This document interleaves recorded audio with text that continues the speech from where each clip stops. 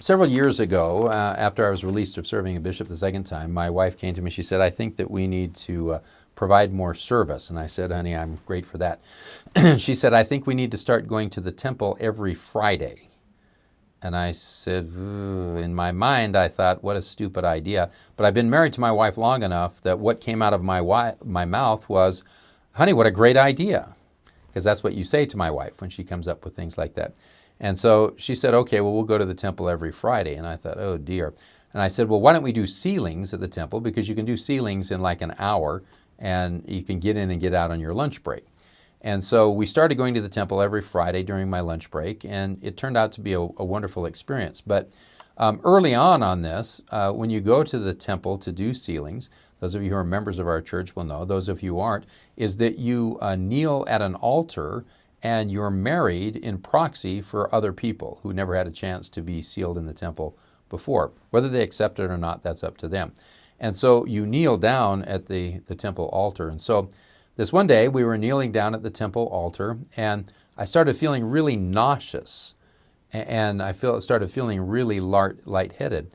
And so somehow I fainted. I'd never fainted before in my life and I haven't since, but I fainted. And so I passed out. I guess it was from a lack of blood when you're in that kneeling position.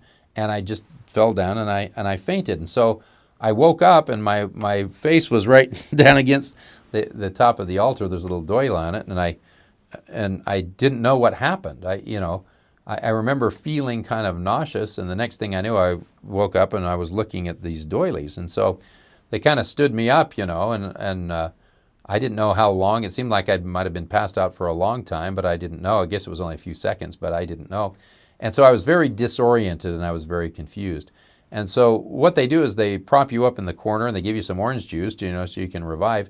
But they're very focused at the temple and they just move on, And so I was sitting in the corner and I wasn't sure if I was dead or if I was alive.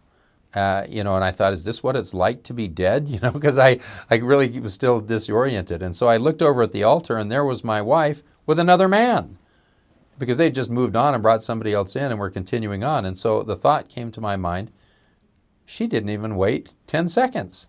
She's already getting married to another man and I'm just barely even dead. I'm not even gone yet. So eventually I did recover and realize that she hadn't, moved on. But it was kind of a shock at first, one, that I wasn't dead, and one, two, that my wife hadn't remarried someone that fast. So I'm glad she didn't.